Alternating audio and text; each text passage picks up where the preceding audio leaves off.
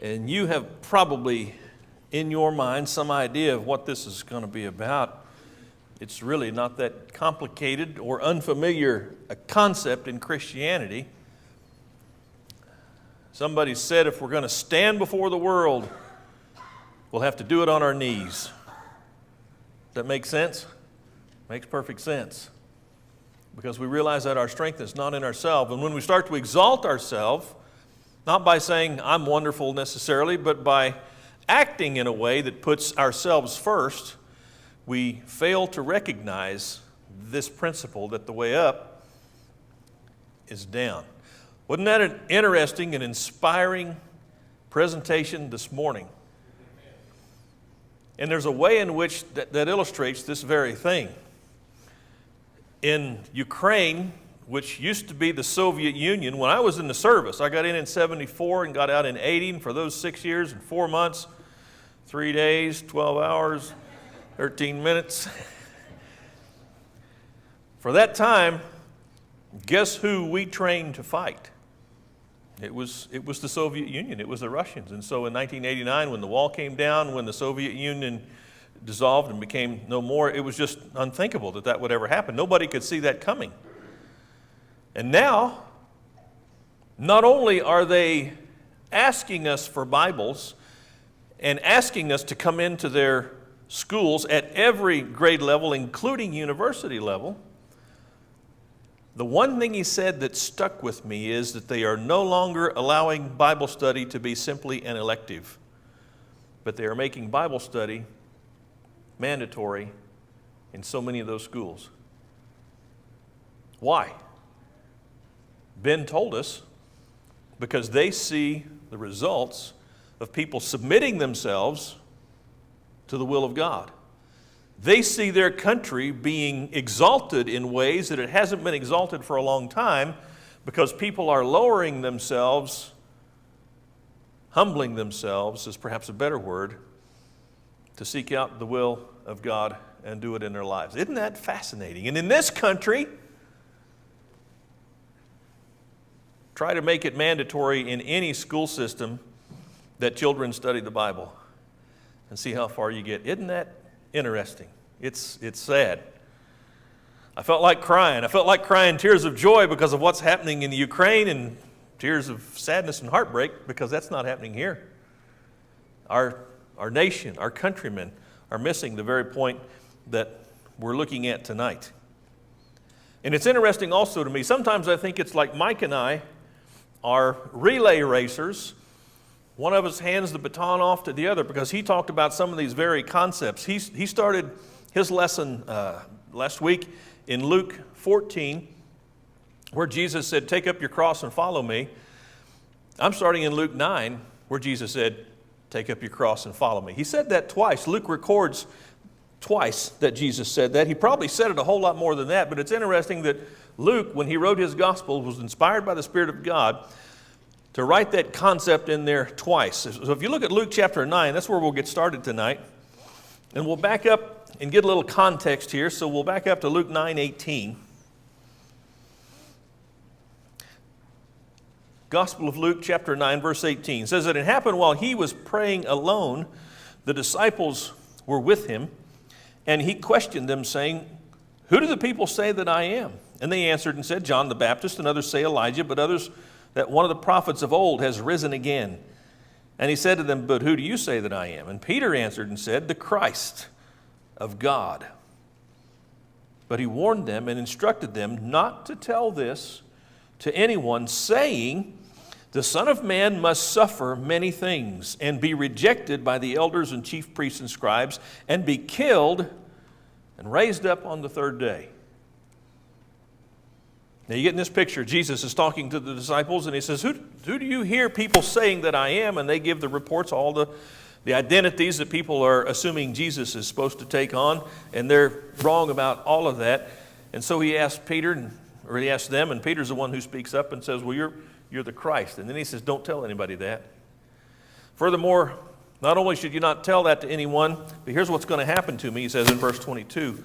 "The Son of Man must suffer many things and be rejected by the elders. I'm going to be killed." Why did Jesus come? He came for that express purpose, to die. He came all the way from heaven down to the earth. He humbled himself. When Paul wrote Philippians, he said he humbled himself even unto death, taking on the form of a servant. And that's what Jesus is talking about here now to his apostles, trying to explain to them, although later Luke will write that this was withheld from them, that they couldn't see it. In a sense, they wouldn't see it. But he's saying, I am lowering myself to the nth degree, even to die for you and everyone else, not just that's on the planet, but you and everyone else that has ever lived or ever will live.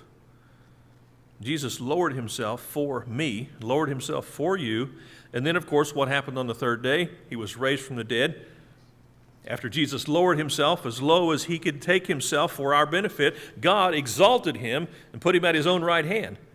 That's how the Hebrew writer starts out this letter to the Hebrews, talking about Jesus, who sits at the right hand of God, being exalted because he had first humbled himself.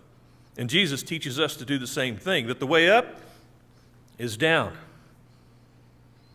He says in verse 23, if anyone wishes to come after me, he must deny himself. Oh, no problem. That's really easy, right? Sure. We know how easy that is. Take up his cross daily and follow me. For whoever wishes to save his life will lose it, but whoever loses his life for my sake, he is the one who will save it. And then he asks this question. For what is a man profited if he gains the whole world and loses or forfeits himself? How do you save yourself? If you were going to answer that question from this text, how would you answer it? You save yourself by dying to self. Wait a minute, I want to save my life. Jesus says, yes, I know you want to save your life. I want to save your life too. The only way for you to save your life is to give it up. Give it up. Now, why would we not give up our lives? I think there's a clue to this all the way back in Genesis chapter 1, where God created man and he put him in the creation, and he says, now have dominion. And we have this instinctive, God-given desire to dominate. We want to dominate everything. So when Jesus says, I want you to submit yourself to me and to my will, there's part of us that says, no, we want to dominate. And we haven't quite gotten it figured out that the God who taught us to dominate is giving us the opportunity through submission to him to dominate everything like we've never imagined we could. And that's the absolute truth. The way to dominion, not domination, because we typically think of domination in a negative light, but the way to dominion, the way to authority, the way to power that is good power is to submit ourselves humbly and powerlessly to the God, the creator of the universe. That's really what he's saying here. You want to come after me? Deny yourself. Do that every day. Take up your cross. What's a cross? What do people do on a cross? They die. It's as if in our vernacular, he would be saying, take up an electric chair, or take up one of these beds that you lay on when they inject that poison into you, and you die. That's the kind of thing Jesus was telling them, and he's telling us. If you want to live, you've got to die. You want to make it? Hang yourself on a cross every single day, and you'll make it. And then he says this strange thing in verse 25. What's a man profited if he gains the whole world and loses or forfeits himself? Now you and I, we've probably imagined having more than we have, haven't we? You ever done that? Duh, we do that every day.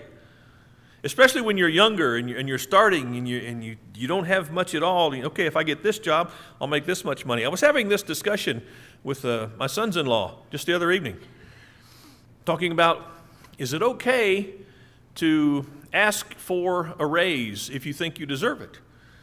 And all the moral aspects of, is that greed if I ask for a raise, if I ask for more money, is that all it is? Or is there something of stewardship in that it's a quandary for a lot of people. And Jesus is saying, if you could, not just get a raise, but if you could gain the entire world, if you could have control and power over all the material goods of this universe, and then fail to have a relationship with God, you've lost everything. And to people who think in a worldly fashion, that would be the pinnacle, to have power over everything in this universe, over all material things. That's the pinnacle of power. Nobody would have more power than that in the universe. But we're not talking about things in the universe. We're talking about the God who lives outside the universe, who spoke the universe into existence, who has told us he's going to eventually destroy the universe. He's the one who's promising us life, not within this universe, but life outside this universe. Life not just within time, but life in eternity. That's what he's promising, if we will simply submit ourselves and subject ourselves to the things he wants us to do. Now, a little farther in chapter 9, if you look at verse 46, Luke 9:46 says, an argument started among them as to which of them might be the greatest. But Jesus, knowing that what they were thinking in their heart, took a child and stood him by his side and said to them, whoever receives this child in my name receives me, and whoever receives me receives him who sent me. For the one who is least among you all, this is the one who is great. What was their concern? Who's the greatest? And Jesus, oh, you want to know who's the greatest? Let me show you who's the greatest. And he takes a child, stands that child next to him, and says, you need to be like this child. There are different ideas concerning what this means, but I think the best one that I like so far is the one that gives us a little insight into first century Jewish thinking. If you were a child, you had no status whatsoever. You had no power, no authority. You were a child. You were a living, breathing human being, but that was about it. And you didn't get anything you wanted. If you got anything that went your way, it was because of the grace of some adult. Children had no status. That's what Jesus was probably saying to them. You're trying to figure out who's the greatest, who's got the most status. Well, I'll tell you who's got the most status. With me, it's this child who has no status whatsoever. The way up is down. The way to status is to remove yourself from any concern over status. The way to be served is to serve. The way to live is to die. The way up is down. And all of that requires one thing of each of us, and that's faith.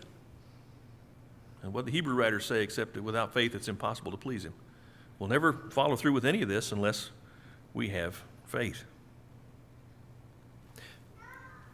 Oh, it's true. Don't deny it. In Luke chapter 14, now we'll get back to Luke 14.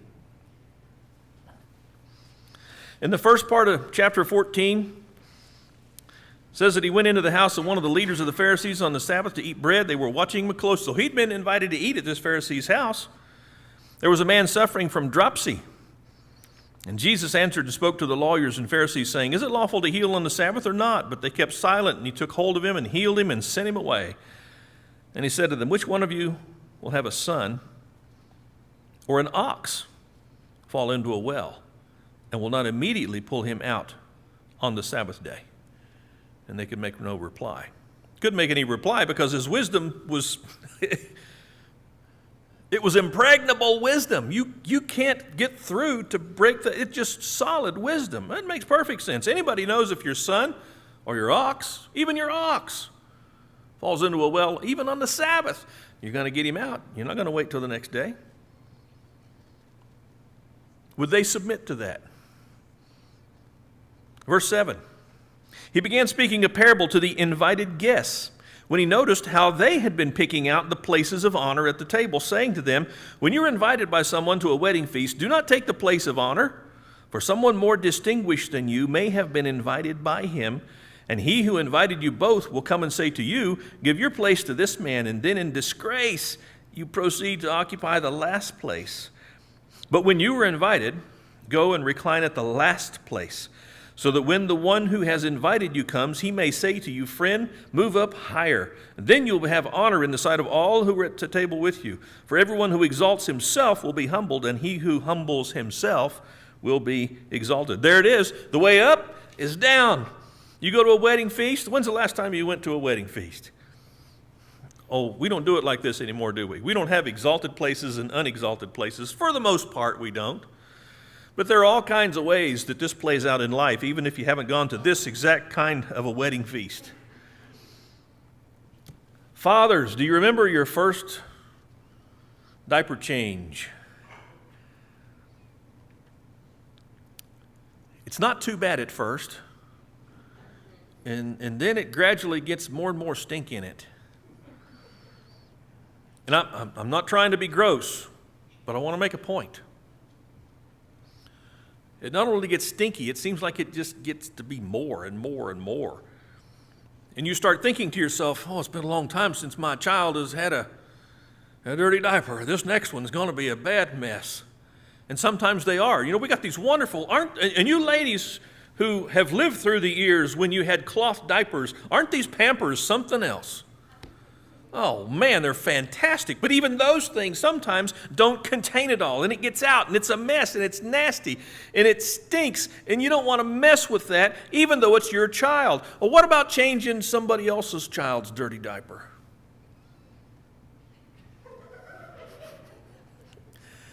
We got the babysitters in the back who are giggling because that's all they do. Maybe that's what they're giggling about. But it makes a difference when it's somebody else's child, doesn't it? Ours are bad enough. And you know, diapers aren't the worst. And I'm serious. I'm not trying to be gross. But what about when one of your little ones has a meal come back up the wrong way? I'd rather clean 100 dirty diapers than one of those messes, because that's just nasty. I got a pretty sensitive gag reflex, and I just get around that smell, and it's like, oh my goodness, I can't hardly stand it. But this isn't about what grosses you out. This isn't about what makes you want to gag. This is about, what are we willing to do? How far are we willing to lower ourselves? Is there anything that you would say to yourself, oh, I'm not going to lower myself to do that. I'm not going to clean up that dirty diaper mess. What about people who do that for folks in nursing homes? It's a lot different when it's not a baby. I mean, at least when it's a baby, you know, there's a sense of innocence there, and besides, it's less. But to serve in such a way that other people would look at that service and just be revolted by it. Not necessarily be revolted by you, but be revolted by having to do something like that, and yet there you are, willing to do that. There are a lot of people that you and I are comfortable talking to because they seem a lot like us. But what about talking to people who aren't like us? They don't look like us. They don't act like us. They don't talk like us. Maybe they don't even smell very good. How far are we willing to lower ourselves? We might ask ourselves the question, is there anybody that I'm just not willing to talk to them? I don't want to lower myself that far. All of these things come into play. Do you ever clean a toilet? Maybe at home, you might pick up that brush and swab out a toilet. Oh, that toilet's dirty. I'm not going to do that. That is somebody else's job. Or do you think, like I believe Jesus would think, he would see that and I really think Jesus would say, I'm going to do that because if I do that, that means somebody else doesn't have to do that. I believe that's the kind of thinking that Jesus had, and I think that's the kind of thinking he's trying to get us to take on. Be like a little child. Be like someone who has no status. You don't have such a status, or you don't have such an ego that you can't do those kinds of things and even more and even worse because you're too good to do that, or you're too special, or you've got a higher way of living that you should allow someone else to do those kinds of things. That's not the way Jesus thought. Jesus emptied himself. And he came and he served to the point of a horrible death on the cross. And then he says to us, through his teaching to the apostles, every day you need to take up your cross and you need to follow me. It's hard. It's hard. But we need to do it. There's a place in the scripture that I think illustrates a lot of this. It's in John chapter 11, and it surrounds Lazarus' sickness and death. And if you read the bulletin article this morning, you read through this, I'd like to just look at some of these highlights in closing, and so we can see how the rubber meets the road, so to speak, with a lot of these ideas that are circling around the way up being down. It says in John chapter 11, verse 1, "Now a certain man was sick, Lazarus of Bethany, the village of Mary and her sister Martha. It was Mary who anointed the Lord with ointment, wiped his feet with her hair, whose brother Lazarus was sick. So the sisters sent word to him, saying, Lord, behold, he whom you love is sick. But when Jesus heard this, he said, This sickness is not to end in death, but for the glory of God, so that the Son of Man may be glorified by it." Now, what's Jesus saying? Jesus doesn't say, "Oh my goodness, my friend Lazarus is sick. I don't want him to suffer. I don't want him to hurt. I don't want them to be agonized over his sickness and his death, so I'm going to do something about this." No, that's not what he says. He says his sickness has a purpose, and the purpose for his sickness is the glory of God. Now here's a question from Marty Kessler. Would Marty Kessler, if he gets sick unto death, uncomfortably sick, where it just takes everything away from me, including whatever sense of dignity I have, because sickness can do that to you. It can rob you of everything, at least it feels like that.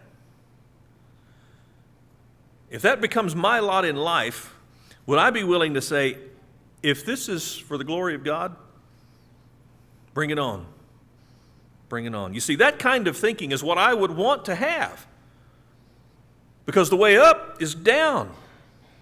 Lazarus was sick in such a manner so that it would bring glory to God. That's what Jesus is saying. Jesus loved Martha and her sister and Lazarus, so when he heard that he was sick, he stayed 2 days longer in the place where he was. Wait a minute. How does that work? He loves them, so he stays 2 days longer. Why didn't he hurry to Bethany? Because he'd already expressed the purpose for his sickness. He'd already expressed the purpose for his sickness that would end in death. Verse 7, after this he said to the disciples, "Let us go to Judea again." And the disciples said to him, "Yeah, let's go. That'll be great." What did the disciples say to him? "The Rabbi, the Jews were just now seeking to stone you, and you are going there again?" Have you ever questioned God? Some circumstance comes up in our lives, something that's difficult, something we didn't expect, something we don't want, something that blocks our plans and changes the way we have to do things, and it's uncomfortable, and so we look up. What's going on? I went to church last week, took that Lord's Supper, what's the deal? Anybody ever think like that? Don't raise your hand. I mean, you could.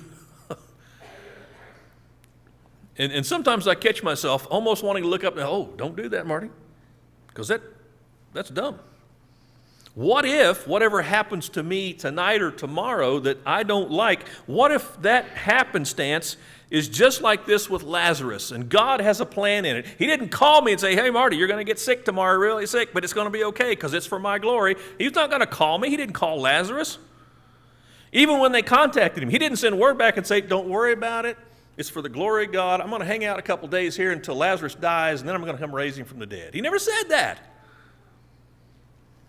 And when he does say he's going to go back that direction, his disciples question him. People question God all the time. And this is one of the ways they do it. If the apostles really knew who Jesus was and what this was all about, they just said, "Yeah, we submit totally to you. Whatever you want to do, let's go do it."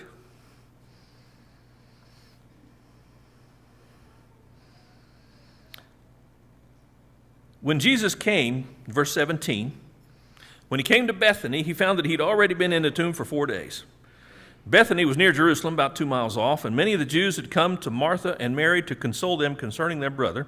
Martha, therefore, when she heard that Jesus was coming, went to meet him, but Mary stayed at the house. Martha then said to Jesus, Lord, if you'd have been here, my brother would not have died. What's she doing? She believes in Jesus. She loves Jesus. But it's like she's saying, where were you? I don't know what's in her heart. I don't know what's in her mind, but this sure sounds to me like a lot of things we might say when we're frustrated and upset and we wonder, why didn't God do something? Why didn't he step in? Why wasn't he here sooner? And it sounds to me like that's exactly what Martha's doing. Man, if you'd have been here, he wouldn't have died. And here, now that you're here, here's the plan I have for you, Son of God. You can raise my brother from the dead. So I got it all laid out for you. Just follow through with what I want you to do and everything's going to be fine. Jesus said to her in verse 23, your brother will rise again. Martha said to him, I know that he'll rise again in the resurrection on the last day. Is that what Jesus was talking about? That was not what Jesus was talking about. But that's the way we are sometimes.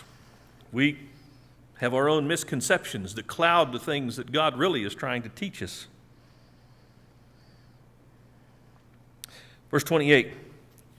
When she had said this, she went away and called Mary, her sister, saying secretly, the teacher's here and calling for you. And when she heard it, she got up quickly and was coming to him. And Jesus had not yet come into the village, but was still in the place where Martha met him. The Jews who were with her in the house and consoling her, when they saw that Mary got up quickly and went out, they followed her, supposing that she was going to the tomb to weep there. Therefore, when Mary came where Jesus was and saw him, she fell at his feet, saying to him, what did she say? Same thing her sister said, Lord, if you'd have been here, my brother would not have died. At this point, Jesus explains to her in great detail why he waited. Oh, it doesn't say that, does it? He still didn't explain anything. Does God need to explain stuff to us? Or do we just need to believe? We just need to put our faith in him. Whatever happens to me, whatever happens to you, if God will allow it, he will see us through it. And if he sees us through it, and through it means through the valley of the shadow of death, and I wind up dead in the end of it physically, what am I going to have spiritually? You see, this is a problem for me, that Jesus raised Lazarus from the dead. And I don't really think this is what happened, but sometimes I wonder, maybe Jesus, part of why he was crying, because this is where it says Jesus wept. Maybe he was crying because he think, man, Lazarus made it out of here, and I'm bringing him back. I don't know. But these people are questioning Jesus. Why weren't you here? Why didn't you do something? Here, I know what you can do now. You can bring him back from the dead. This is what we want. Go ahead and do that. I hope I don't do that when I pray, but I think sometimes I do. Tell God what he's supposed to do. Verse 38, Jesus, again being deeply moved within, came to the tomb. Now it was a cave, and the stone was lying against it. And Jesus said, remove the stone. Martha, the sister of the deceased, said to him, Lord, by this time there's going to be a stench, for he's been dead 4 days. Will you people just be quiet? Let me work. Could you imagine? Now, some of you probably could, because you know about mechanics. You take your car into the mechanic to get it fixed, and while he's working on it, you're in there with him. Hey, what are you doing down there? Is that an official part? If you were the mechanic, what would you do? See, that's why they have signs in mechanics' work garages that say customers must wait in the waiting room. You can't be in there. What if you went into the surgery where your loved one was having surgery? Hey, I want to watch. I'm going to stand by the doctor. Hey, what are you doing with that scalpel? You're going to cut some. Oh, man, you can't do. It's like, no, it's not the way it works. You get out of the way. You let people who know what they're doing do what they do. And who knows more what they're doing than God? We need to get out of the way. We need to submit. Remove the stone. 4 days he's been in there, and she's going by what she's experienced before. He's going to be a stinker. And Jesus said, did I not say to you that if you believe, you'll see the glory of God? So they removed the stone. Jesus raised his eyes and said, Father, I thank you that you've heard me. I knew that you always hear me because of the people standing around. I said it so that they may believe that you sent me. And when he had said these things, he cried out with a loud voice, Lazarus, come forth. The man who died came forth, bound hand and foot with wrappings, and his face was wrapped around with a cloth. And Jesus said to them, unbind him and let him go. Therefore, many of the Jews who came to Mary and saw what he had done believed in him. That was the point. The point was, we're going to glorify God. We're not going to do what would make everybody comfortable and keep everybody happy. We're going to do what glorifies God. And if these people could go back, if the Lord would allow us to bring all these folks back today, do you know what they would say? I'm sure what they would say to us tonight is, just trust the Lord. Don't question Him. Don't superimpose your own ideas about what should be done on Him. Just leave the Lord to His work. Submit to that. And that's what we need to do tonight. That's what we need to do tomorrow.